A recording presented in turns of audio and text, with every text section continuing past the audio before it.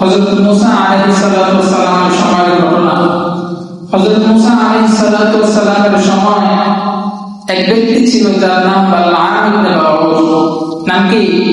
বালআম ইবনে বাউর। এই ব্যক্তি ছিলেন মুস্তাজাবুদ দাওয়াত।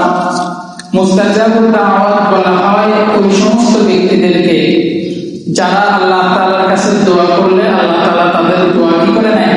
কবুল করে নেয়। এদেরকে কি বলে? মুস্তাজাবুদ দাওয়াত। তো এই বালআম ইবনে বাউর এই ব্যক্তি কি ছিলেন? মুস্তাজাবুদ দাওয়াত। আল্লাহ তাআলার কাছে যে দোয়া করতো ওই দোয়া আল্লাহ তাআলা কবুল করে নিতেন। তো মুসা আলাইহিস সালাতু ওয়াস সালাম জালেমদের বিরুদ্ধে যুদ্ধে অবতীর্ণ হলেন, যুদ্ধ করার ঘোষণা করলেন। তো জালেম পক্ষ যারা আছে এরা সবাই এই বালআম ইবনে বাউরের কাছে আসে।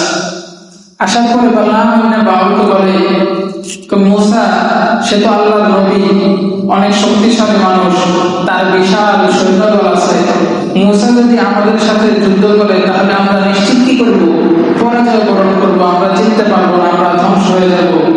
বালআম তুমি যেহেতু মুস্তাজাবুদ দাওয়াত, আল্লাহ তাআলার কাছে দোয়া করলে আল্লাহ তাআলা তোমার দোয়া কবুল করে নেয়, তুমি মুসা আলাইহিস সালাতু ওয়াস সালামের বিরুদ্ধে আমাদের জন্য দোয়া করো যে মুসা আলাইহিস সালাতু ওয়াস সালাম যাতে আমাদের সাথে যুদ্ধে জয়লাভ না করে। মুস্তাজাবুদ দাওয়াত বালআম ইবনে বাউরের কাছে কার বিরুদ্ধে দোয়া চাইছে? নবীর বিরুদ্ধে। সম্মানিত হাজিরিন, তো এই ব্যক্তি মুস্তাজাবুদ দাওয়াত নেন না, জ্ঞান বুদ্ধি তো কিছু আছে।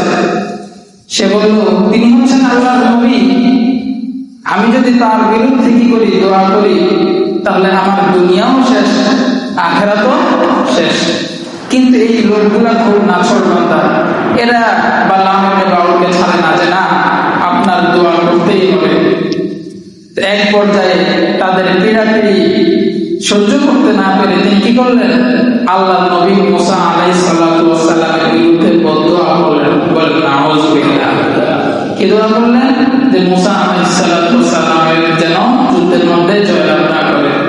এবার বলেন তিনি যদিও মুস্তাজাবুদ দাওয়াত, তার দোয়া আল্লাহ তাআলা কবুল করেন। একজন নবীর বিরুদ্ধে আল্লাহ তাআলা কি তার দোয়া কবুল করবেন?